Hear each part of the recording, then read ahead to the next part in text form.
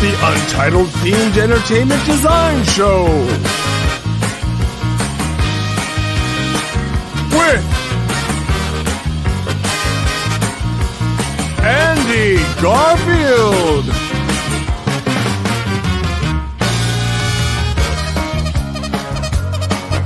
and Patrick Kling.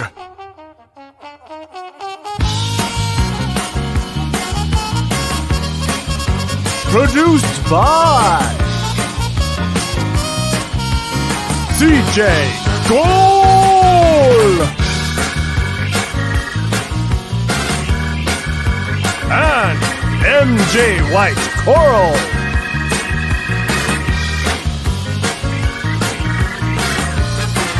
with special guests Isaiah Cochran, MD.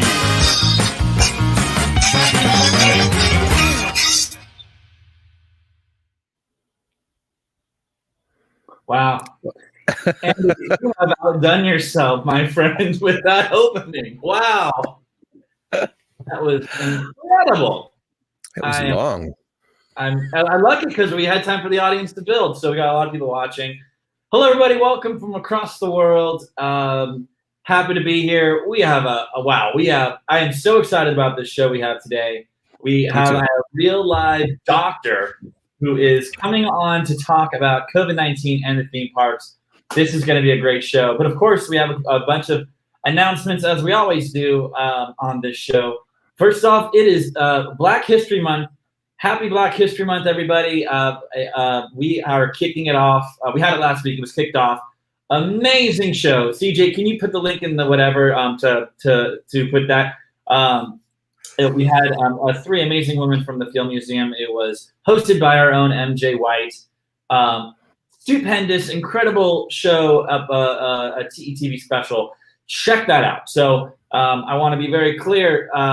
We celebrate, diverse voices all year long, but of course with Black History Month, we could not celebrate it. And we did so. We actually went through a process. We had a Black History Month committee here at TETV to make sure we were handling it as the best way we could and making it a celebration. And so far, I think it's been very successful. And we hope that you check out all of our programming all this month long. Andy, anything else you'd like to say about Black History? And you cannot opt out of Black History Month here. It is required. There's a news article about you made a History Month, which I wasn't trying to opt out anything.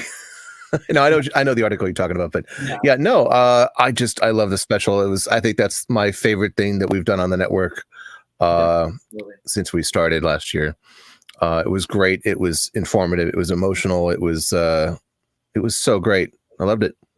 Yeah. And I'm really excited to talk to our guest today about some science behind some of the decisions that the parks have been making or not making or not being able to make.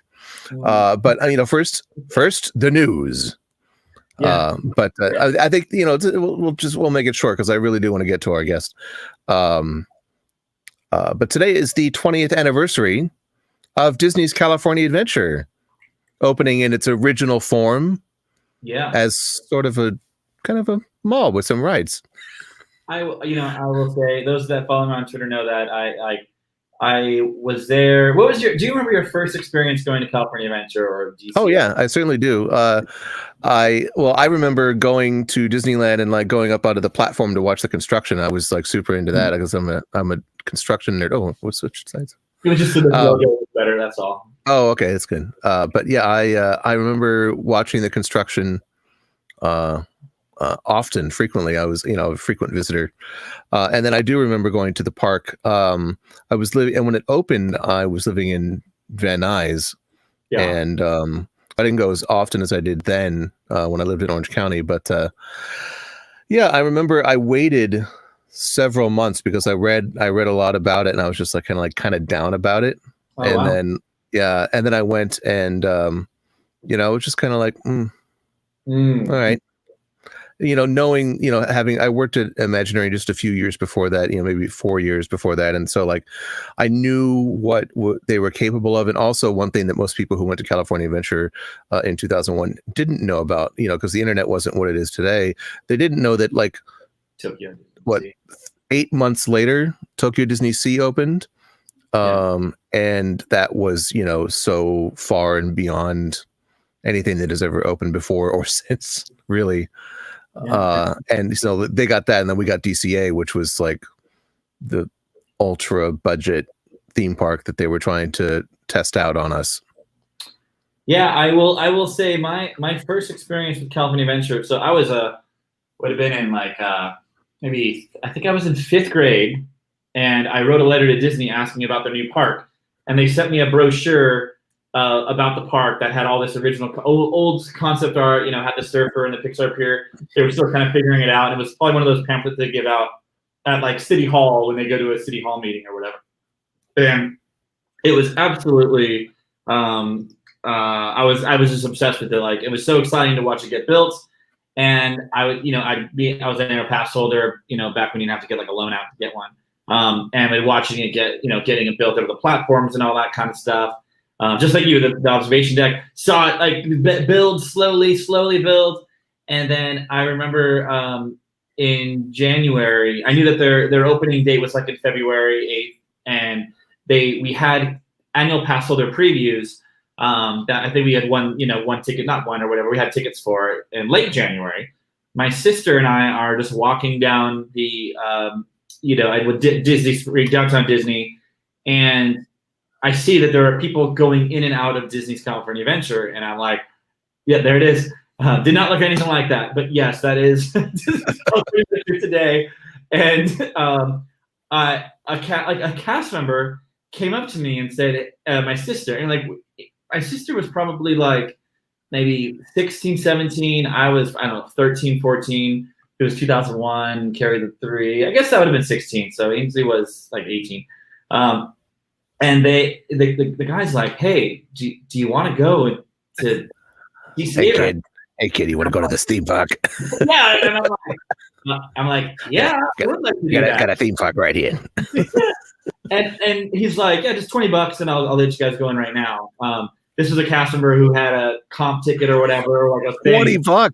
So we had him $20, $40. I'm like, Ainsley, we need to go in, and sure enough, I'll be so fired. He risked his entire job over that. But we got in, and I was like, oh my God, I was a young kid. So I was like taking it all in. It was all new. The Sun Sphere, just like when I look back and I think of all like the opening, like the attractions that were there for only like a few months, like Soap Opera Bistro, Superstar Limo.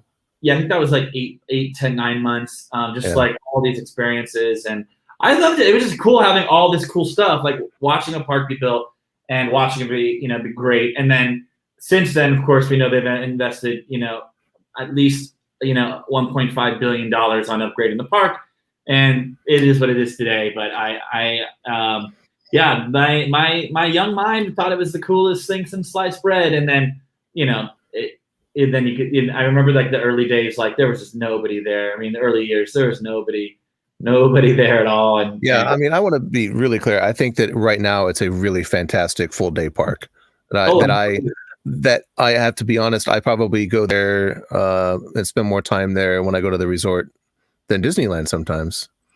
Yeah. Well, I think it's one of those parks that like it's a little more, at least it was a little more laid back, and you can just kind of hang out in and relax. Like Disneyland is like doesn't feel like that except for a couple of spots. So no, DCA is great. Disney's California Adventure is great. It's been through quite a transformation. I mean, Radiator Springs Racers is one of the best attractions in the world. It kind of gets forgotten nowadays, but it is. I mean, it is a attraction. I totally agree. Yeah. And then today they related DCA news. They announced that there's going to be some sort of hard ticket, probably food and wine festival at DCA next month, the end of next month. What do you think about that? Possibly Disneyland. I think that I'm shocked that it took them this long to do it. Knott's had it pretty much wired like 6 months ago. and had great success with it. And I mean, I think a lot of people were standing around like, John Travolta GIF at Disney going like what, why isn't it happening here? And then they finally did. They opened up DCA for like shopping and limited dining outside and whatnot. But I don't know. I mean, I know I probably would have paid $50 to just walk around closed Disneyland. Yeah, it's so weird. Just to be like, oh, it's close. So we are actually gonna be able to get into this topic today, because we have a doctor on the nice segue. But before we do, folks, please like and subscribe. Stop what you're doing. Hit that follow button. Hit the like. Sign up for our newsletter, themedexperiencetv.com. Also, we are looking for volunteers to join our network. We are rapidly expanding. I think we have over 30 volunteers right now, which is really incredible. Big shout out to everybody helping out. We have, for example, right here is a volunteer, CJ, in the studio, working behind the scenes. Really fantastic. Thanks, CJ. And we're looking for video editors, motion graphics, and always looking for people that are just interested to jump on board. So we appreciate that. It's on the About page. Sign up. And for those of you that have already applied, we are getting through. We actually had a pretty big response, so we are getting through those applications, and we'll be reaching out. So without further ado, Isaiah, are you ready? That was rhetorical. We're just going to bring you on. Welcome to the show. There we go. There he is. Here. Hi. Welcome. How's it going, Isaiah? Going well. Hope you guys are doing great too. Yeah, we're doing great. We're really excited to chat with you about all this today. Thanks for having me on. Yeah, we talk about theme parks, and we started this show because of the lockdown that happened, right? So but we've yet to ever really have we've only been speculative about we don't really know what works or what doesn't work. We know what Disney's done. We know what Universal's done in Orlando. We also know that California is still locked down, and the parks are not allowed to reopen their attractions, but they have turned some of their experiences into like walk-through malls. So before we get kind of diving into the COVID, everyone loves COVID talk. Why don't you tell us a little about yourself? Where are you from? Where have you been? And how did you get to be on the show? No, you don't have to tell me that, but how did you? What are you? Please. So I'm originally from Akron, Ohio. Did my undergrad in Pennsylvania, and then went back to medical school in Dayton, Ohio. And I spent a year before I started residency in Washington, D.C., serving as the president of the American Medical Student Association. So got to work with medical students all over the country, and some outside of the U.S., as well as working on a lot of legislation and policy. So had I been in my role this year, I would have, I'm sure, been doing a lot around COVID and working on some of that information for the students of AMSA, but then also working on legislation that is now being put out to help all Americans. So with that being said, this realm of speaking to individuals about medicine is what I enjoy, maybe even more than practicing medicine, because I think it's very important to inform everyone of what is going on in the health community. So public health is a very big passion of mine. And so I am very excited to be on here and talk more about everything. Well, that's great. We're really happy to have you here. Thank you. So why don't we start at the beginning? Womp womp. COVID-19. So here we go. So as we know, COVID-19 has been so bad for so many people, and I try to take a look back at this year and realize that I have been lucky to, number one, still be here, and number two, have the opportunity to work in a field where I can help so many people. I have had the opportunity to work with plenty of COVID patients, and many recovered, but then unfortunately some did not. And throughout this talk, I will continue to speak about why COVID has been so bad. And I know more specifically why it's been really difficult for the theme park industry, but just to highlight a few things. Obviously, so many people have been laid off from their jobs in the tourism industry and so many in the restaurant industry. It's not something that many of us ever thought would happen in our lifetimes, but here we are. This, again, I cannot emphasize enough. It's been such a bad experience for so many people, but I am hopeful that through these bad times, we will learn and build on many of the things that we have learned throughout this pandemic and make things better that maybe before this pandemic would have taken many, many, many years to change, but maybe that change will come much faster. Yeah, it's funny. You said none of us expected to have this happen in our lifetimes, even though scientists all over the world for years and years and years have said, this is going to happen and it's going to happen sooner rather than later. And everybody's just like, nah. But here we are. Yeah, here we are. We're living through interesting times, that's for sure. And, I'm happy that you're here and healthy and yeah, I'm also grateful to be here and healthy. Yeah. Yes. So why don't we start where maybe talking about your life a little bit, CJ. I want to pull those pictures back up, and what is it? How does a doctor connect with a theme park show, right? So this is the very beginning of my year as the president of the American Medical Student Association. You will see very quickly how I got connected to this theme park show, but I just wanted to demonstrate that I have had the opportunity to work on legislation and do so many things in that realm, which I'm very passionate about. And one day I hope to be able to potentially run for office and do more there, because I feel like I can have a bigger effect on people than just working in the clinic, which of course is very important as well. This is my partner, boyfriend, Michael Artwell. He is an interior architect, and so he is the reason why I have gotten so involved in the theme park world. I think it's like 2 years ago we met, a little bit more now, and I could not tell you the difference between Disney and Universal back then. And he just looked at me when I said that and smiled. And of course, he gave me a good education. I just knew Universal was Harry Potter. That's all I knew. So this is a picture with Congresswoman Gabby Giffords. It was last summer when I was down here, 2020. I had the opportunity to come down to Orlando and visit Michael because he was doing an internship at Universal Creative.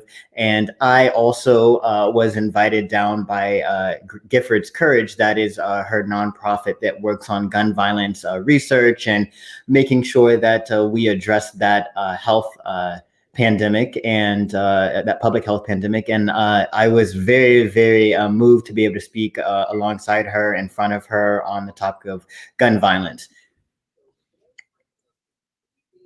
And just another picture of me in DC doing some of my work. Again, I just wanted to demonstrate that what I've done with my life. And I had a very great year working on so many different things. And in terms of theme parks, I had a lot of breaks and had the opportunity to come down to Florida many times, as you can see. So this was from my first time going to Universal. And I will tell you that I now am an annual pass holder.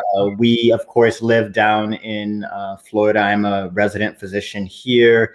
And we live in Lake Mary, which is right out 20 minutes outside of Orlando, and I am in Daytona as a resident. So I love Harry Potter. So of course, every time I see this castle, I cannot believe it.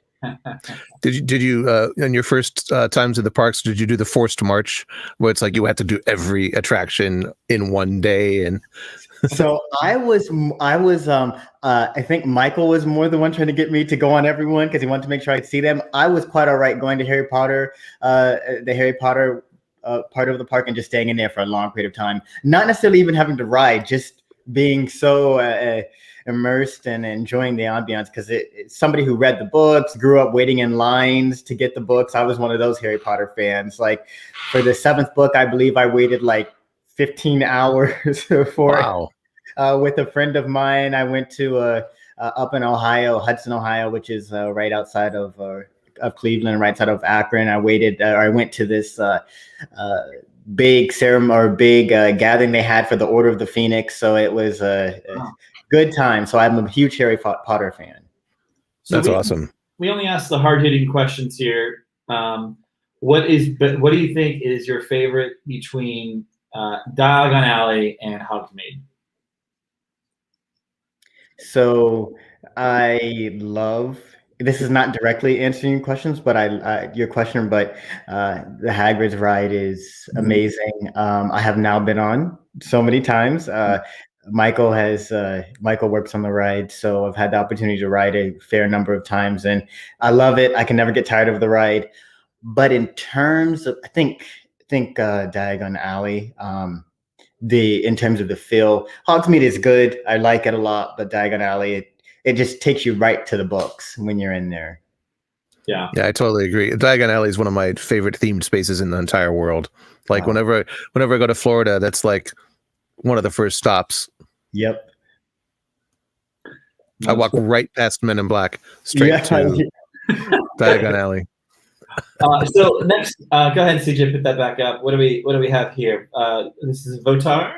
So I just wanted to emphasize again, I'm not here to get political, but I just wanted to emphasize again, somebody who's in the field of medicine. Obviously, I believe in evidence-based practice. And so we've already had our elections. There's no point in me belaboring it, but just use your voice and vote. And that's just something I want to always say, because as we can see, we have all been affected by this pandemic. Doesn't matter what political party you align yourself with, but we just need to make sure, no matter who it is, no matter what party they're in, we just need to make sure to put people in office who are going to make sure that we are taken care of. And so that way, fun things like theme parks can stay open and people can have their jobs and people are not struggling. Because one part of me being down here in Florida and so close to Orlando and always in having friends there, Michael knowing so many people in the industry, the number of people who have lost their jobs, no matter their seniority level, no matter their position, has been just very, very eye-opening in how our lives can be so quickly changed. Yeah. So next, now, I think we're ready to talk about COVID-19 and get into the. Before we do, we can mask up and get. Now, would you like to tell us how we should wear this mask? It goes over the nose, right? Not like this, or like this, Tom Brady. And then masking, we have these, the knockoff brands of this. Got this. I like this brand. Then we get this extra coverage. All right, I think I'm ready to start.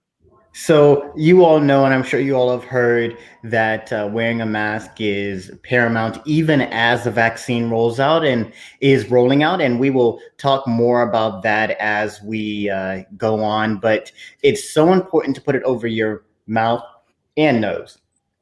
And I tell people honestly, and I'm not advocating for anything, but honestly, if you're not covering your nose, you might as well not even be wearing the mask, because your nose is where so many of the particles, not just for COVID-19, but so many other viruses actually come up through the nose, not necessarily into the mouth. Obviously, the mouth is an area where we can also get infected, but more so we're talking about the spread of disease through the nose. So not covering your nose is not helpful to you and not helpful to those around you. I also know that at this point, all of us are tired of wearing masks. As a physician, in the hospital, we do wear them when we go into patient rooms who have respiratory illnesses. So even before COVID, if somebody had the flu or a common cold, but they were hospitalized for it, we would put on our mask to protect them, and then to also protect the patients that we were going to go see. So again, over your nose is really the only way this is effective. And I know that many people have put out these videos debunking why masks really don't work and why we don't need to wear a mask, and it hasn't been shown to stop the spread. And all I can say is look at Australia, look at a lot of other countries, look at New Zealand, and even for that matter, look at China. And I know many people have feelings towards them, but at the end of the day, in many other countries where the people have listened, South Korea, and have worn the mask, they have not necessarily stopped COVID all of the way, but they have almost eliminated. I mean, in Australia, I have some friends there, and they are able to go to stadiums. They're able to go out to concerts. They're able to do what I know a lot of us want to do. And so I just really encourage everybody to respect the policies being put in place. Nobody is trying to take away your freedom. Nobody is trying to put you in a situation that you don't want to be in. What we're trying to do is just make sure that all of us can get back to where we want to be. And also so we can have all theme parks open, so people can have their jobs back, and so we can enjoy ourselves again. As you can see here, social distancing is paramount. That is one thing I will say. I have been very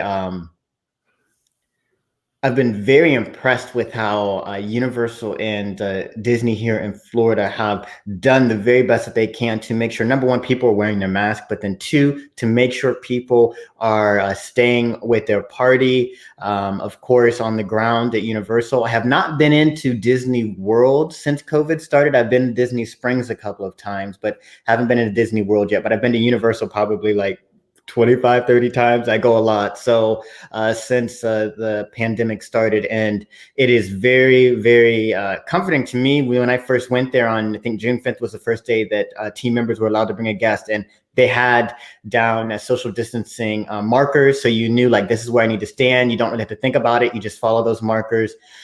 They have every individual wearing or putting on Perel before you get on a ride. They've done a very good job. So I've been very excited to see how they have handled this.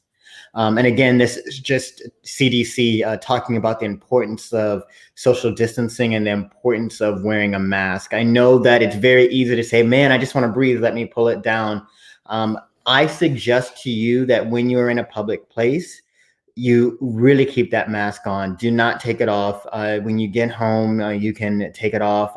And if you don't feel comfortable wearing mask, I always tell people, limit going out so you don't have to worry about it. And I know that right now it's annoying, but thankfully, being in Florida, the weather is a little bit better here than it is in most other areas of the country. But I tell some of my patients to, I say to them, look, you can go to the beach and spread out. We're outside. It's a little bit safer there. And so it's very important to make sure that you are keeping your distance. I always think to myself and tell other people, just like, if you think it's hard to breathe in a mask, think about how hard it is to breathe with COVID. It's a lot easier to breathe through a mask. Definitely. And what I'll say is that I've only been to Disney since this has started, and I went in the pretty early days when there was nobody in the park, and you walk on the rides, and the social distancing was great, and but they had some loopholes in their policies, but they've done more and more and more, and every single time I've gone back, the situation, at least policy enforcement wise and guest wise, has been improved. And while the parks are getting, you can feel they're increasing the capacity a little bit, the mask compliance the last time I went was every single person was wearing a mask at this Hollywood Studios, and the loopholes of walking around carrying a drink while you're walking, they turned down that pretty quickly.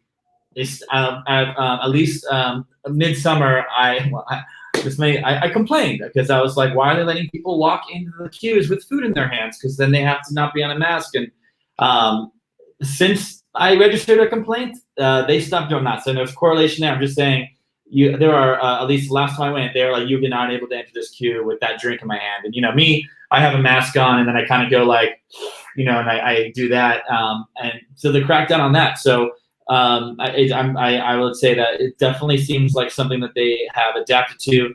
The guests overall, you rarely see noses and those stupid things that, what I will see is I'll see somebody kind of they'll do this. I brought props. No, they'll kind of do something, and then and then they notice it within 60 seconds, or a cast member will come up to them and tell them, hey, you need to put your mask on. So I felt better and better about it as the time has gone on. So just wanted to comment on Disney. I think they've done a great job. And I that's all I want to say. It seems like they've done a great job with it. And that's great to hear. And I have had some people, and it was not hearing this as much now, but when the mask mandate first really started, or certain areas started mandating masks, people said, well, Dr. Fauci himself at the very beginning said we didn't need to wear masks.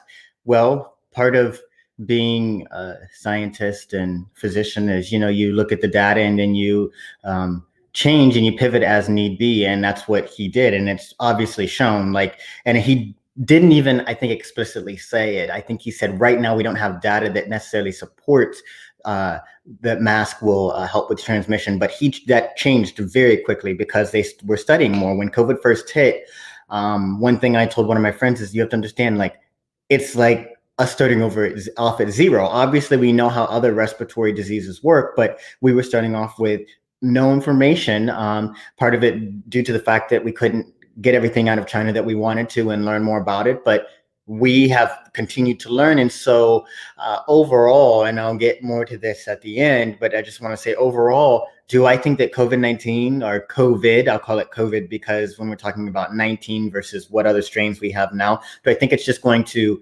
end? No, I don't. I think COVID is going to be with us for a very long time. And coronavirus itself, that class of viruses, has been with us for a very long time. Coronavirus is a virus that has long caused common cold, predominantly in the summertime. But this is just a strain that was a lot more virulent. So it was a lot worse than others. And so we need to continue to follow the recommendations, especially in the theme parks. All right. Where to next? Testing. Testing 1, 2, 3. I know that you all probably can't see this too well, but I just want to summarize. There are two main different types of tests. And so nucleic acid, and I'm sure, many of you remember from biology what this is, but nucleic acid testing more or less is detecting the viral DNA, okay? And then our antigen testing, and antigen is like a little viral protein. So when I get to the vaccine, I'll also talk about this, but like an antigen kind of can stick up on the top of the virus, and then the antibody is what will kind of bind to that antigen and then allow for our body to recognize something as foreign or as recognize it as being a native to us. So we have two different types of tests. And I know that people are like, oh, all the focus is on the vaccine, but I think that overall what we need to just be mindful of is that testing might be implemented in more places. And so look for that to continue to expand along with the rollout of the vaccine.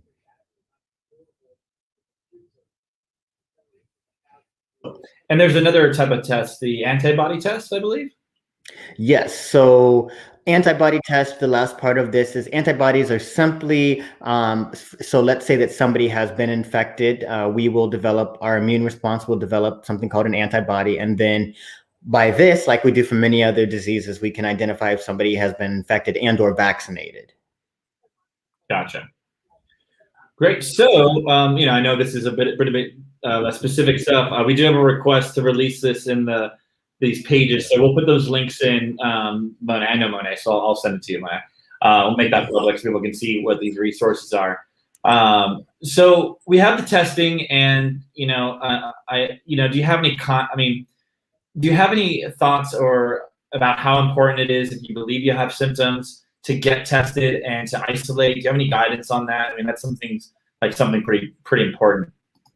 So I think that the saddest thing for me during this pandemic is the ability and all the resources we have here in the U.S. and the millions of smart people, millions of people who were looking for work. And I think that had more time been, and again, not getting political, but just looking at it from a scientific lens, getting tested is so important. But I think that people were number one, apprehensive from going out when everybody was sick. But to answer your question directly, I think if you are having symptoms, I think everybody knows now at this point, kind of like what some of the exclusive symptoms to COVID, loss of taste, loss of smell, of course, some non-exclusive symptoms such as headache and fever. If you're having any of that, if you have a known exposure, and if you even have as little as a runny nose, I would go get tested, because if you have a known exposure and then you develop symptoms,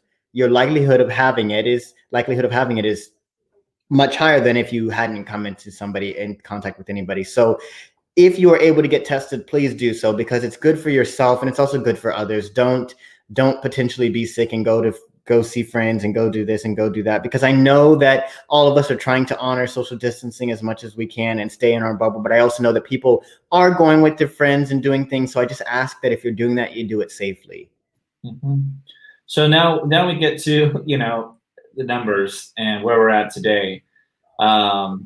This is not. So I just wanted to share total cases that we've had worldwide, total deaths, and then the countries and regions that have been affected by this with everybody. And on the next slide, I get more into specific areas where we have theme parks. So Florida, we've had a total of about 1.64 million cases, 1.764 million cases, which is a lot of cases for a state of about 21 million now.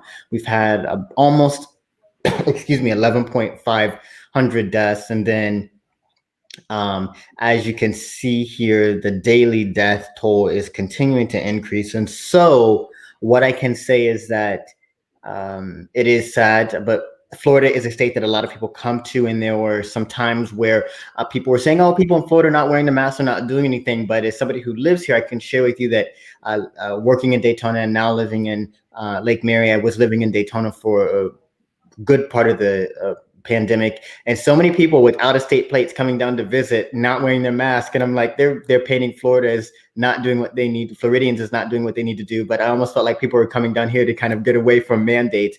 But I'm saying all of this to say is that you can see here that Florida has been hit pretty hard. But I also want to add that when it comes to the theme parks, I do believe that Disney and Universal have done a good job. I think if you were to ask me a direct question and say, do I think the park should have opened when they did? My answer to you would be, I think that there's a lot to weigh. As a physician, I would say, no, what should have happened is we should have stayed in lockdown. Everything should have been locked down for a little bit longer. But I think that what Universal and Disney were able to do in terms of their mandates, in terms of what they require guests to do, I actually feel safer going there than I do going into the grocery store at this point. So they have done a very good job. And I also want to add that in Florida, a high number of those cases are actually in Miami-Dade County. Yeah, right. There were so I actually this is something that was really interesting. When the COVID-19 was out and I was tracking the data, like every day I look at the data and see what are the caseloads and what are the known caseloads in the very early days. And, Orlando had like days where it was like 50, and I say Orlando, which I mean Orange County. And there's about, around 1.1 or 1.2-ish, or maybe it's 1 million people that live here. And the cases were like 54 or so a day. And then they kind of, they started reopening things, and then the parks got clearance to reopen.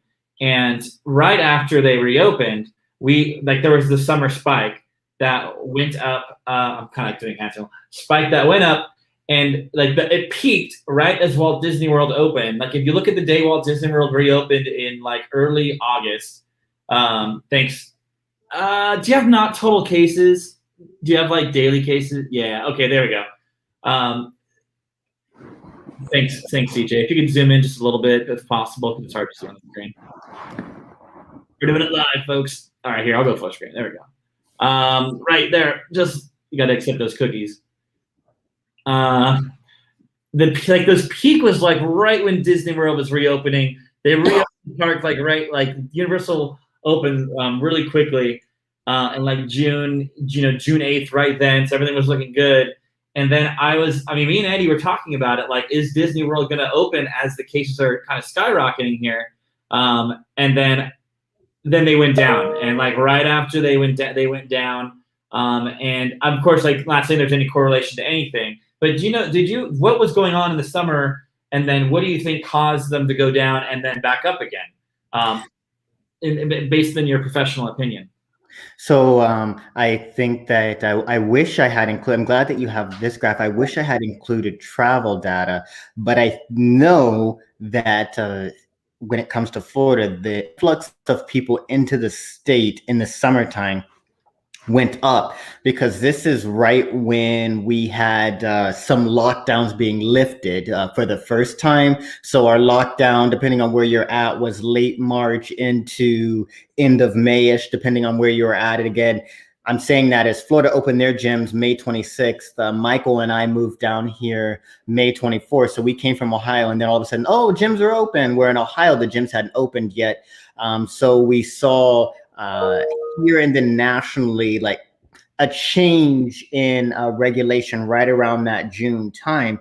And then we see, as we get back into, I know a lot of people are out of work, but still there are a number of people who went back to work, went back to school, albeit virtually for many, but we had less travel, right? And so we see into the fall, we're kind of like, and by no means, and please listen to what I'm about to say, some people started not forgetting, but some people started saying, oh, COVID, it looks like we're doing better. But every expert kept warning that if you travel in November and December, we are going to pay for it in January, February, March, April. Not January, not just March, but into April and maybe further. And that was still when we were hearing things about a vaccine, but then finally in November, we knew that one might be coming in December sometime.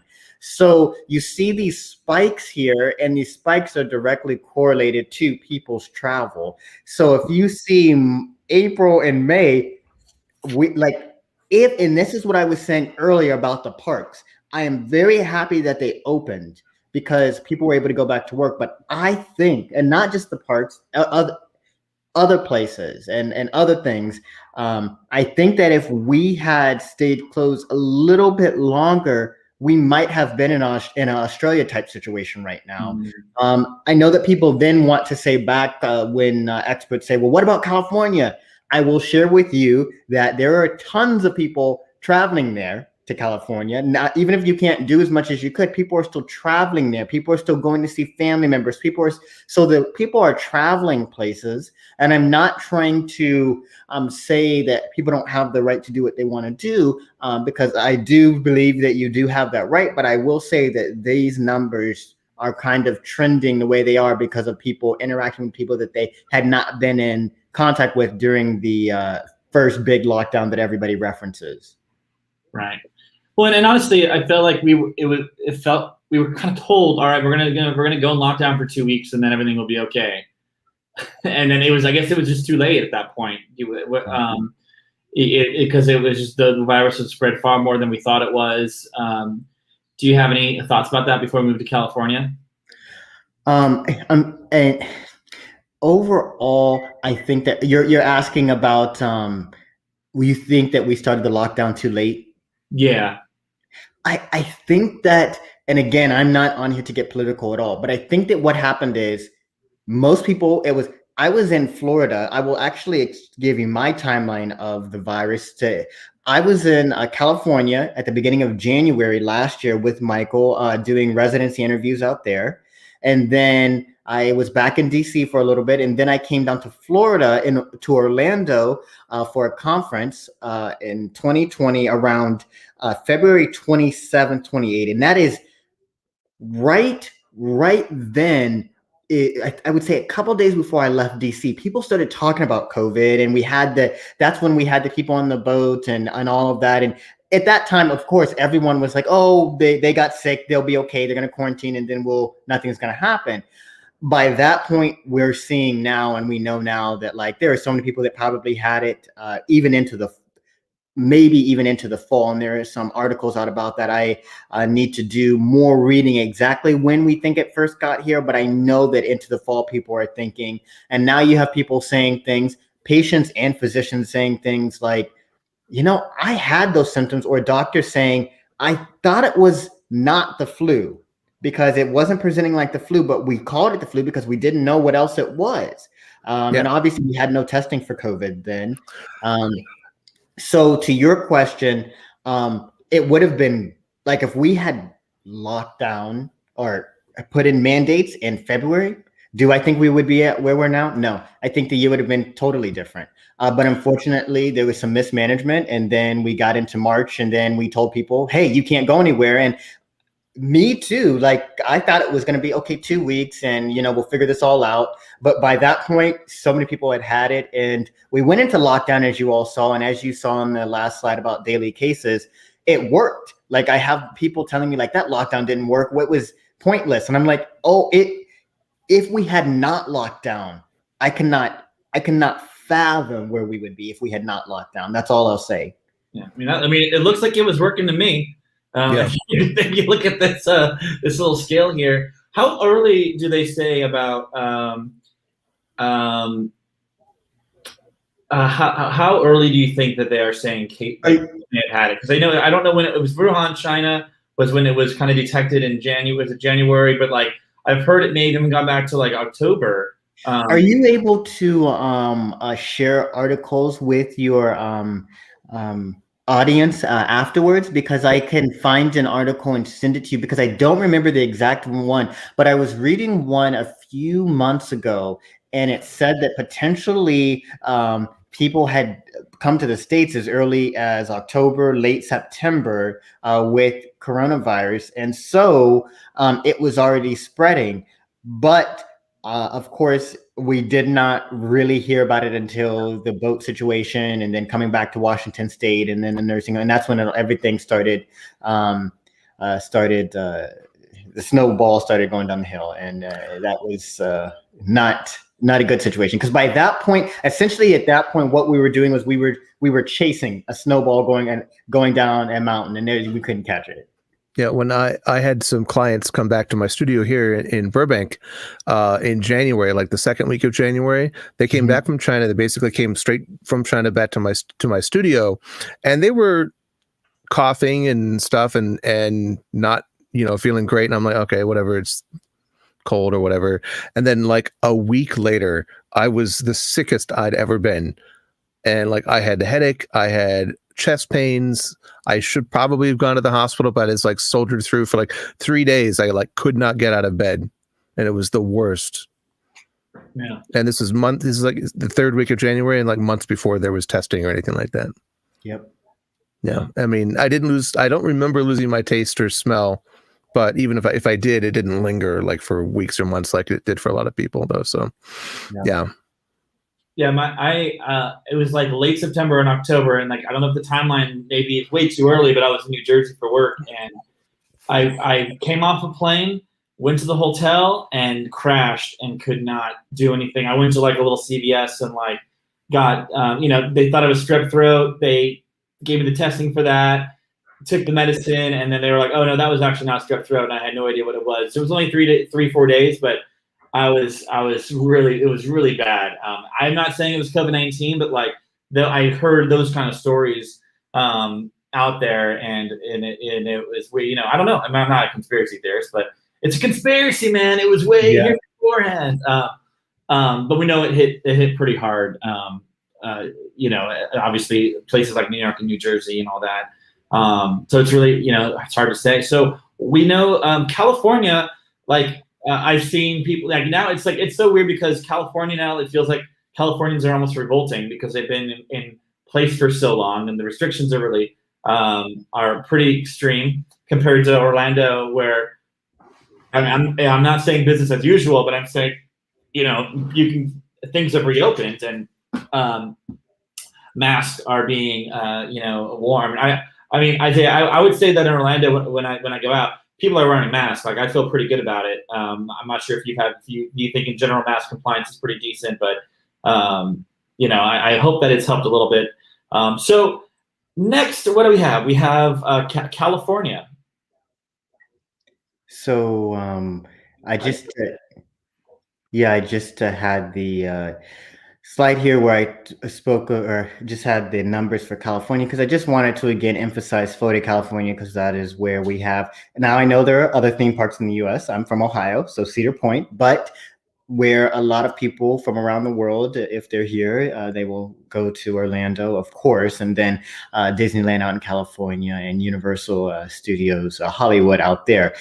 With this being said, or with that being said, you can see California is the biggest state in our union. I think that there are around 40 million individuals now. But I just want to emphasize again that they have been in lockdown. They have been trying to ensure that their individuals are not going out and doing things. And unfortunately, because of the population and people being such in small areas in cities such as San Francisco, LA, even San Diego, though it's a little bit more spread out, we see the numbers are still very high. And so the question begins, and you've seen many videos, I'm sure, of restaurant owners in California saying things such as, we see them filming movies right in front of my restaurant. They're getting together, filming movies, but I can't have people sitting outside here because of the mandates at my restaurant. So now I have to close down. Again, I'm not going to get political here, but I am thankful, very thankful that we have a vaccine. We have 2 vaccines. We might, in emphasis on might, have a third one in Johnson & Johnson that might be a one-shot vaccination. And I'm very excited for that. Do I think that California has failed? No, because I think that looking at these numbers, if they had not done what they did, then where would we be for California? And now is the time where I'd like to just quickly just bring up, and I know it's not on this slide, so I'll just highlight what you're seeing in front of you here is just the number of confirmed cases per 100,000 individuals. So you can see that California and Florida are about the same color. Maybe it's just my eyes, but California might be a little bit deeper shade, but not much. When we look at some of the other areas in the New England area, actually, because, it's dense where there are a lot of people up there in New England, we can see that their colors are a little bit darker, which kind of makes sense. And then we see in the states where we don't have as many individuals per square mile, like Montana, North and South Dakota, Wyoming, there are not as many cases. So I just wanted to show this slide to show what population density can do. But what I was getting at about California and why I think what they did was good is because if they had not done that, then I don't know where we would be. And unfortunately, I know it's been very bad out there for the theme park industry. I know that they have not opened. Michael and I actually went to Universal Studios Hollywood in January of 2020. Right during my residency interviews, and of course right before all of this hit. And of course we would have never thought that this would be happening. I just want to urge people that say, well, why can't we just have herd immunity? We get it for other things. And as a physician, we do a risk benefit analysis, and the risk is not worth the benefit, because if everybody just went out tomorrow and we just restarted our lives the way they had been, the death tolls, and that's with some people now vaccinated, the death tolls they'd be through the roof. If we had done that back at the beginning of the pandemic or in the summer and just said, you know what, whatever, let's just go out. Maybe we'll wear a mask. Wear a mask if you want. If you don't want to wear a mask, it's fine. You do what you want. We'd be in this situation a lot longer. So I think what they did is best by everybody. And I know people are annoyed, and I feel for those people who are out there and need jobs. And I think that, again, not trying to get political, but because some of this does fall in with the science, and this is my connection here as I get more into the vaccine with Black History Month, we know that underserved communities, it's much harder for them just to stay at home. It's much harder for them to just not or have a job that will allow for them to just sit on a computer. Many of them are frontline workers, okay, in grocery stores and other positions. And so with that being said, it has to be emphasized that everybody needs to get vaccinated so that everybody can go back and enjoy themselves. And even in the theme parks, we see that a lot of the people working are young individuals, not all, because I know people who are older who work at the theme parks, but we see people who are working in the theme parks. They are frontline workers too, in my opinion, and they need to be safe. And the only way, in my opinion, at this point that all of us are safe is if all of us, or the maximum amount possible, get the vaccine. I want to debunk. I got the vaccination ×2. I got Moderna. I want to share with you that my first vaccination was, I didn't even feel anything. Usually when I get the flu shot, I felt a little soreness. My second vaccination, I did have a subjective fever. So I don't know if I really had a temperature over 100.4. 100.4 and above is a true fever. I don't know if I had a true fever, but I did have headaches. I never did headaches, but I did have some headaches, and I did have some joint aches. And I'll just say that with that being said, I would much rather experience that, because one way that I think about it is, if I had that type of reaction when I got the extra added or booster to the first vaccine, how would I have reacted to COVID overall? And I don't know. And I did not want to find out. And, you know, being in the hospital, I come into contact with COVID patients, as I'm sure at this point, even if you're not in the hospital, you've come into contact with COVID patients. I just quickly want to say here, you've heard a lot, and I will not, I know this is a theme park show, and I don't want to bore you guys with science details, but I also think it's fun to, as a doctor, I always like to educate my patients so they understand more. I think that it's fun for everybody. And just a little tangent here, doctor actually is to teach. So I think that a very big part of my job is to teach people about medicine. So with that being said, what is an mRNA vaccine versus the standard vaccines that we typically get? So very quickly, I'm sure many of you know Balto and the story of carrying the diphtheria vaccine and all of that. That was actually an antibody serum. So that means that antibodies from somebody who had the sickness were taken and then, you know, used on other individuals, because the thought process was, oh, we can take somebody else's antibodies, give it to somebody else, and they should be able to mount a response to a disease. That is what we like to call passive immunity. And I know I'm getting into details here, but forgive me. Active, another vaccine is the one that we're typically used to, the flu vaccination. We get a little bit of the virus put into us, and then we build a response. But mRNA, how does that work? So essentially what happens is we have a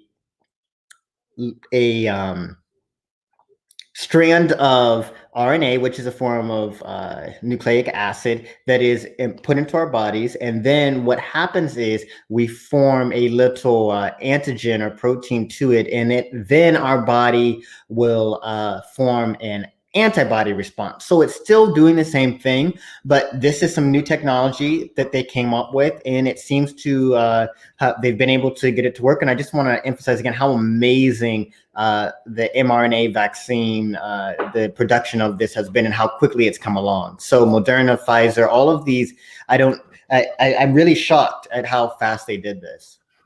I remember reading about the mRNA vaccine and how that worked, and I remember I follow science news pretty regularly, and I was just like, oh, I bet they used the CRISPR, and we wouldn't have been able to do this without that. Yeah. Yes, I know a little bit about CRISPR. I used to know more. I don't know as much about CRISPR as I did when I was an undergrad, because I actually studied a little bit about it, but I don't know as much now. It's basically a word processor for DNA. You can just be like, bup, bup, bup, bup, bup, change this, change that. You know, it's a gross oversimplification, but yeah, it's amazing. It's amazing technology. And it's really incredible that it was put together so quickly. I mean, I just imagine like Manhattan Project level numbers of scientists working on this around the globe, around the clock for basically like a year, doing what that would have taken 5 years. It's incredible. And I wish that I had included her on one of my slides, but because it's Black History Month, I have to, and we'll have to find her name, but one of the lead scientists who helped to make the Moderna vaccination is a African-American female, and I feel very badly. I follow her on Instagram. I cannot remember her name for the life of me, but she was part of the team that came up with Moderna vaccination.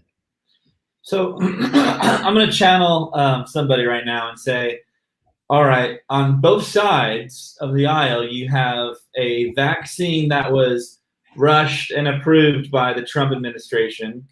And then you also have people that may just be anti-science. So there's two people that might be skeptical about how this vaccine has come out so quickly. They don't trust it. And like I said, skeptics on both sides of the aisle that because they, for whatever reason, even though this vaccine is around the world and it's matter, it doesn't matter if you're the liberal or conservative. Do you have anything to say about, that and the technology that's advanced over the recent years to enable such a quick rollout of a vaccine? I would say first, I'm a living testament that you can get the vaccine and you will be okay. I am still here. I will also say that I know no matter what your views on certain vaccines might be, I know that all of you want to get back to the theme parks. I know that all of you want to start traveling again. We want to see friends, family, all of the above. And I firmly believe, I do not work for a pharmaceutical company. I am not paid to say this. So I'm saying it as a fellow citizen, even more than as a physician. Get the vaccination to help yourself, but also to help everybody around you. Because at this point, it's not just about stopping the sickness, which of course is paramount. We want to stop it, but now it's about people's livelihoods. Now it's about so much more. And this is not a scientific talk about COVID. So I'm trying not to go down into a rabbit hole. But it is very important for everybody to get that vaccination again, so we can all go back to the theme parks. Well, a corollary to that is, I've been seeing articles about okay, so you've been vaccinated. That doesn't mean you can go visit your parents and be safe, or that your parents have been vaccinated. That doesn't mean you'll be safe. And even if you do get vaccinated and everybody's been vaccinated, you still have to wear a mask. How does that work? Yeah, that's the question.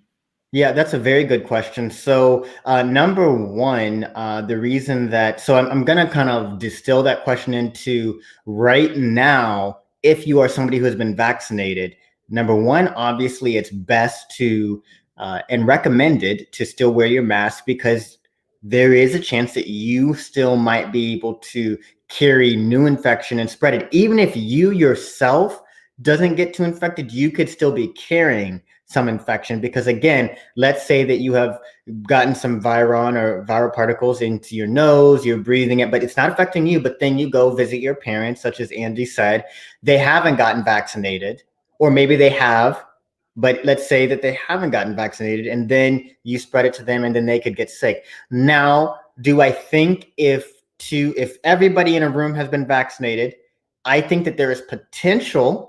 And I'm not encouraging you just go out traveling everywhere, but if you are with a group of people who have been vaccinated, but you have not been around them during this whole time, if you want to see them, there's a lot lower chance that you guys will spread it. But now with these new strains, we need to be very careful. So what I would say is, if you really need to go see a loved one, you all have been vaccinated, you all have negative tests, I would still say wear a mask. I would still say practice social distancing, which might be hard for you to do. So you might want to think about not going. Now, when do I think these restrictions will end? I know that Dr. Fauci has said by the fall that there is a good chance that we will see some semblance of normal. Not we're going to be out not wearing masks, but I think in my mind, normal meaning more things will be open. There'll still be mask protocol, but we will start getting back to where we were. Do I think that we're going to look like Australia by the end of this year, where we're not wearing masks at all and everybody's fine and we're not having COVID cases, or at least COVID cases are not really as deadly? I don't know. A lot of that depends on how much we're willing to listen now. And I'm kind of talking to people my age, because we have been found to be the spreaders of this because we kind of think that we are invincible, even though, we can still spread it to other people. Yeah, it's kind of and thanks for explaining that, because I've been kind of confused of where it's a silver bullet and now you're okay, but no, you can carry it onward. So keep the mask handy, folks. They're not going anywhere. So I'd like to talk more about the future, but let's talk a little bit about today and how the vaccine rollout is going. And I know you don't want to get into politics, which is fine, but we know that this has also been a little bit of a political rollout. And let's go ahead and check the numbers out. Why don't you walk them through us? That was a segue. So my new state, Florida, is not doing too badly. I have to say that because everybody's been ragging on Florida, saying, and I'm sure you all have heard the Florida man jokes, and we were continuing to get it through COVID. And I'll just quickly say, take a look here. The darker green a state is, the more doses that have been administered per 100 people. So in states like Idaho, maybe it's not as Again, not saying that, and I want to preface this before I say it so it doesn't sound wrong. Idaho is just as appointed as any other state on here, but their population density is not the same. So therefore, maybe them receiving the vaccine at slower rates maybe is not as deleterious as it would be to, let's say, not getting it as quickly out to a New York City. But again, we want everybody to get the vaccine because everybody deserves to get the vaccine now. So I want to make sure that I preface that. But as you can see, we have our states that are doing a very good job, and we have our states that are not doing as well with this administration. I believe that West Virginia, last time I checked, was a state that had been doing the best per 100 people with their vaccinations. Their governor is a Republican, and I want to state this as I don't want to get political, but it has been politicized, as Patrick said. So I'll quickly say, the common theme has been, Republicans don't care about COVID and Democrats care about COVID. Well, that's what we're seeing maybe on the whole, as a whole, and not saying every politician in DC who is a Republican does not care about COVID, but maybe that's what we're seeing in DC. But on the state level, we're seeing Ohio, who Governor DeWine, who is Republican, and West Virginia, the governor is Republican, who have done a lot to ensure that their people are protected. So all I can say is that the vast majority of Americans realize that we need to work together on this. We need to get the vaccines out, and we need testing still. This is not political. This is, we want to protect our people because we don't want anybody else to die. Yeah, it only took a year for us to get with it. Yeah, unfortunately. Well, what do we have next on the slide of COVID? The COVID slides. Is that the last slide? Oh, that's the last slide. Well, so we wanted to touch a little bit about this. As you mentioned, Black History Month and the rollout of doses and how they're getting distributed. Do you want to comment on that? Yeah. So, very in a nutshell, we've had so many disparities in this country for far too many years. As an African American, it makes me very sad to see that we are in 2021 and we still, even if the number of people who are racist have gone down, even if that's the case, we have a system that is still predicated off of racism. So we see social determinants of health where we have underserved individuals who disproportionately are people of color. But I must say that people's socioeconomic status, even more so than their race, has led to them having negative health outcomes. Unfortunately, there's a disproportionate number of people of color who have a lower socioeconomic status. So with that being said, it's very important to make sure that we get it out to everybody, because a lot of brown and Black people are frontline workers, and they need to be protected just like everybody else does. And we are not back to normal.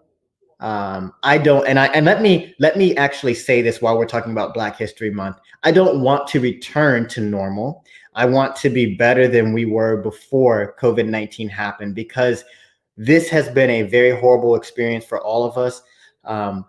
For some, very, very bad. For others, not as bad. But we need to get through this period and be better than we were before. And that means for everybody. And I know that kind of in conjunction with COVID-19, where we see that the disease is causing, is worse for people of color, we also had the George Floyd and all of these other events that happened. And I could not have been happier to see the response from so many people from so many different backgrounds, because it does show me that we have made progress. I know some people are not happy because the talk is we haven't made the progress we need to make. I agree. We've got a lot of work to do, but it does show me that there are people from every background that are willing to step up. And I also want to address that it's Black Lives Matter, but the reason that we say that is because we are simply asking for equality and equity, which we have been deprived of for far too long. So with that being said, I am hopeful that as we move back to not having so many restrictions, we will have a better world for everybody, especially here in the US. I remember at the height of the BLM movement back in June and July, I saw a really fantastic comment. I'm pretty sure it was from a Black person on Twitter that said, everyone should count themselves as lucky that equality and all of that is all that Black people are asking for and not revenge. And I was just like, yeah, we are lucky. Yeah. And that's the least we can do. Yeah. So, I have a couple. So, like for me, the as somebody who is like saddened or I guess like feels kind of helpless about like what can you do as somebody who believes there's injustice in with the vaccine rollout? What are steps that I can take as Patrick Kling to do? Because I feel so far removed and like about how to even do anything with that. And you know, I've heard stories of just like, all right, this nursing home or this place, we had a bunch of no-shows, and so now, hey, who has a friend they want to get the vaccine? And I hear stories like that where we don't have it. That's not very equitable, right? Because we know that if a group of white people are sitting there and they're giving each other vaccines and they're asking who the friends are, those are going to be white people. I'm not saying that's the crux of the situation, but I could see that would be something that could happen. So, in your professional opinion, what can I do as somebody that wants the distribution to be as equitable as possible? So the part of the reason that I shared kind of my experience working with policy and legislation is because that is one of my true passions, because I think that it's something that every single person in the US can engage in. And it doesn't, as small as, of course, voting and starting there. But we, and I know, and people kind of look at folks like me sometimes like we're crazy when we say that we have so much power here in the US. And I do believe it. The issue is that we're so divided. But how can individuals make sure that everybody is treated equally, everybody gets the vaccine, everybody is getting the healthcare that they want? Voting and using your voice to talk to your representatives. So voting is number one, and then using your voice to talk to your representatives. I know it's something that many people don't necessarily know how to do. They don't necessarily know what to do, but you have the right to write your legislator. You have the right to call them. And I will tell you, because I've been involved in this, I have called Rick Scott and Marco Rubio probably so many times that I wonder if I might be blocked at this point. And of course, I do it in a very professional way, but I was very, very, very upset at some of their responses to the pandemic. And I'm like, come on, the number of people of color between African Americans, Latinos, and other individuals that you have in Florida, and you're saying this? Like, we've got to do better than that. And so I think that some of us should be embarrassed. Now, I didn't vote for either one of them, I'll be honest with you, but I wasn't living here when they got elected. I think we should be embarrassed by some of our representatives because they're not, I don't care, again, not to get political, but I always tell people the way to make a change is 1, voting, but 2, speaking to your representatives, and then 3, getting out and getting other people who want to make a change and having them use their voice too. And then 4, if it's if somebody's been in office and you're not noticing a change, you can easily, everything is online. That's the wonder of the internet. Maybe they said they care about this. Maybe they say, oh, we care about tax reform and we support this. But then you can easily look at what the data says. You can easily look at what they've done. And if they haven't done anything to help you, then vote them out. End of story. And I think that that's really one of the most effective ways that we can make a change, is speaking to our representatives. Because if all of us were to come together and say, no, nope, we don't want this, then they would listen. But because we're divided, it's much easier for them to be beholden to the big pharma companies and all of this other stuff that doesn't help the people out. So I think if you're somebody who wants to get involved with the social justice movement, involved with the movement for equality and equity for everybody, really using your voice and getting people behind you and using your voices collectively to make a difference is a way you can really make some change. That's great. So I have just a couple more questions before we wrap up. Everybody wants to know what the future holds. Everybody, we kind of started talking about it a little bit. Like I kind of foresee a world where, I'm a year out and I may want to just wear a mask to work, or when I'm around people, I may not want to get sick. I may just wear a mask at the grocery store, or how do you feel this is going to change America as a culture, where we know, in other countries, mask wearing was a lot more, ubiquitous. If you had a slight cough, a sore throat, you put a mask on, and it's a cultural thing. In America, it's just like, well, there are some issues of just like, hey, I don't have PTO, I'm sick, I have to go to work, and there's no safety net there for people. So what would you say do you think the world's going to look like? Oh, excuse me. Again, like I said, I think that COVID is horrible. There's no other word to describe what we've gone through, but I also think that going through not so good things, you can come out even better than you were before. So there's a long list of things that I think can be better, but one of them, or things that I think that will get better. But as we've seen, people now don't necessarily need to go into work, right? They can work virtually. We are saving energy, and we're not spreading as much pollution, and we have the EV market that's booming, and all of this. And I'm going in a very circuitous way to answer your question, but I really believe that you brought up the example of like PTO and not having enough, and I believe that there is going to be more leniency when it comes to things now. In other countries, people look at Americans and go, "You guys work so much." In Europe, the work-life balance is completely different.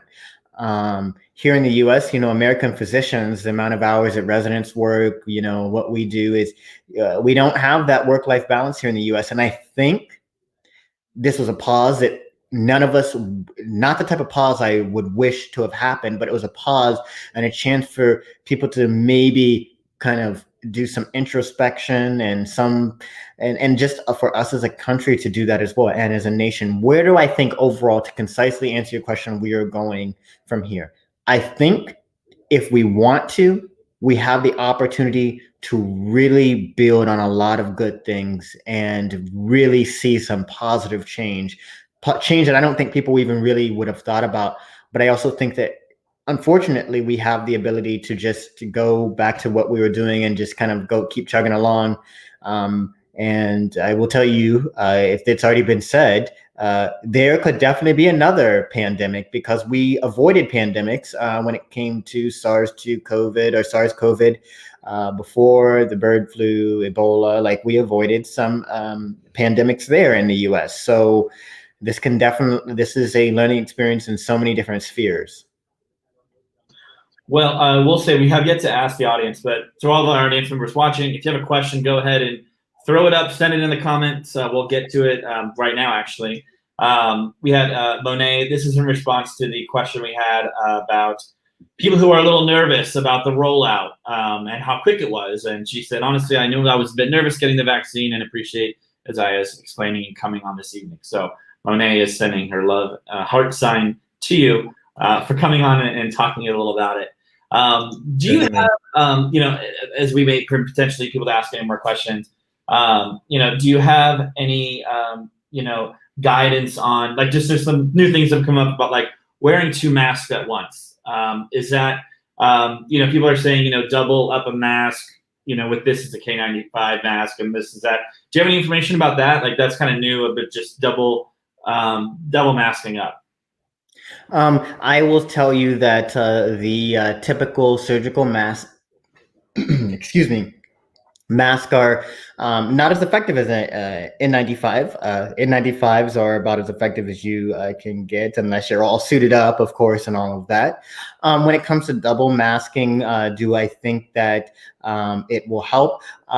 I will tell you that the main thing when it comes to the mask is making sure that we have a good seal around our mouth and our nose. So if we're double masking, but we still have the same, if we still have a seal open, I know that the thought process is, oh, well, I'm blocking more coming in this way, but virus can, if there's room in there, the virus can get up and over. So what I think is effective is making sure that we have masks that are as sealed as possible. Now, obviously, a typical procedural mask is not as tight as our K95s or KN95s or others that are very, very close to and tight fitting on our mouth and nose.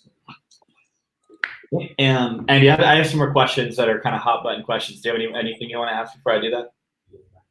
So would you be comfortable? So if I could give you 2 scenarios and you tell me which one is riskier for COVID exposure, would you be willing to answer this if you in your best estimation of it? Because I kind of want to figure out what my point of view is on it. So going to eat indoor at a restaurant, that is basically normal capacity, which that's what Florida and Orlando's back up to basically, except some partitions and things like that, for an hour and a half, where we're eating inside of a restaurant, and your mask is off for that entire duration, and there's people around you the entire way. Let's say average airflow, because I know airflow can matter. That or spending 4 hours at Universal Studios, not going to a restaurant, but going on rides socially distant. Universal socially distanced is safer. It's safer. When you going to a restaurant, I've told my friends, I've told everybody who's asked me what I think. I've told them that I think that, you have the decision to do what you want. But if you are worried about COVID, if you do not want to spread COVID, if you want to be mindful of everyone, then you need to be careful. Have I gone to indoor restaurants since COVID has started? The answer is yes. I'm not going to get on here and tell you that I have been inside and not gone anywhere. When I've gone to those restaurants, the vast majority of them have been at Universal. Some have not been. And there was one incident where Michael and I in Daytona, I will not actually say the name of the restaurant, but in Daytona went to a restaurant that we really wanted to go to. It was a seafood restaurant. We love seafood. And at some point we will go in the future, but it was right on the beach and we were really excited. And there was too many people. It was too many people on top of one another, and we left. And coincidentally, there was an officer there walking around, writing stuff down on his notepad. I don't know what he was doing, but with that being said, most places that I have gone, I did go out to eat. For those of you who are in the Orlando area or familiar with Orlando, they have magical dining. It's kind of like restaurant week, but this year it was a month and a little bit longer than a month, but I know it's usually a month, I think. And just the places where you can go around and eat, it's cheaper, and they donate money to foundation. I went to magical dining about 4 times, and I will tell you that every restaurant I went to, there was socially distanced seating arrangements. I've been out to eat I've been out to eat a decent number of times since the pandemic, and most of the places that I have stayed at to eat have been socially distanced. Was I at an increased risk because I was indoors? Certainly. But of course I did everything that I could, washing my hands, wearing my mask when I got up, and all of this, that, and the other, to make sure that I did what I could do, because I also had to keep in mind that I'm going back to take care of patients and I don't want to carry COVID with me. Gotcha. Okay, I'm going to do one more of those, but we do have a question from the audience. Isaiah, hello, I'm late to this broadcast, so if you've already answered this question, I apologize for the redundancy. No need to apologize. In your opinion, do you feel the applicability of the technology used to develop the vaccine will have an impact on more common diseases? Mm-hmm. I certainly do. I think that this technology is going to take off. I think that it's probably already taken off, and now it's just going to keep going up. I think that this is was a great find, a great technique that they're using, and I think we're going to see it implemented in many other types of fields of medicine and other diseases and disorders that we're dealing with. Yeah, I read an article about there's a direct line from the technology used to create these vaccines to the potential of even a cancer vaccine. Wow. Because for those types of cancer, like skin cancer and things like that. Yeah, because a big thing that has developed is epigenetics, and what that is essentially targeting diseases based on their genetic profile, if you will. So when it comes to cancer, as opposed to doing what we do now, other than excising, if we have a cancer that is not malignant, we can take it out, and if it's not moved anywhere, then we're good.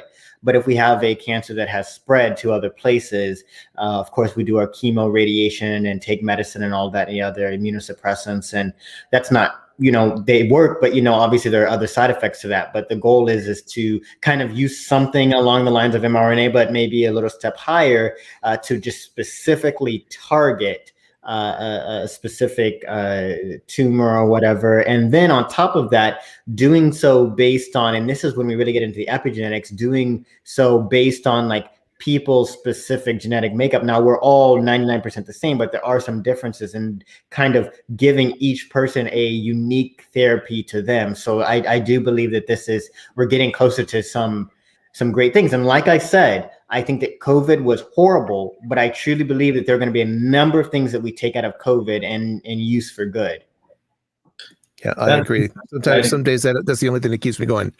Yes. Yeah. Wow. All right. I'm going to wrap up with one more this or that. And I actually like I think it's interesting. I've always kind of been wanting to ask that. So once again, I'm going to use the standard of going out to eat in a normal restaurant with average airflow for an hour and a half, or going on a rooftop bar dancing for, let's say, 3 hours, where you're wearing your mask, you're sipping your drink, but people around you, it's the mask usage is varied and most likely not a lot.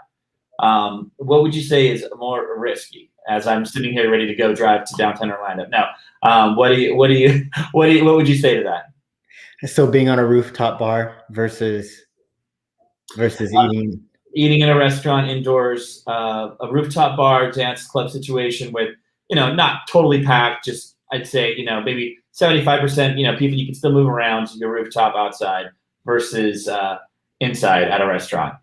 Obviously outside, there you are not dealing with the things being closed, but I know how rooftop bars are, and 75% is still quite a big number. I would tell somebody not to do that, because if you're on a rooftop bar, you are not wearing your mask. I can tell. I already know that if you're going to a rooftop bar, no matter how much you want to tell yourself you're going to wear your mask, you're going to take off the mask, and you're going to maybe get a little buzzed, and then you're going to, and we know what happens. And so I would say, eating in a restaurant, especially if it's socially distanced, and if it's not, make the decision if you want to stay there or not. But if it's socially distanced, I'd feel much safer in a indoor restaurant than I would on a rooftop bar where it's 75% packed, and we know what can happen when people have some drinks and so on and so forth. Well, I think you've heard it all, folks. Really appreciate the deep dive with all these questions and how they relate to theme parks and the safety guidelines that we think are pretty good. Understand differences between California and Florida. Do you have anything final you'd like to say before we wrap up the show and we meet you back in the green room? Yeah, I would just say overall, steadfast, keep doing what the guidelines say. Please get your vaccination. I know that there was some worry, but again, I got my vaccination, had a little of, headache, joint pain, and maybe a low-grade fever, but I was better the next day after that. think it's the best thing to do for everybody. And I know that we will be better in the future. Unfortunately, we have to brace ourselves for a very bad number that we're about to hit. We will soon hit 500,000 deaths. So I also want to end by saying that please think of all of those families that have been affected by this, whether or not somebody has died, but still in terms of people losing jobs and so on and so forth.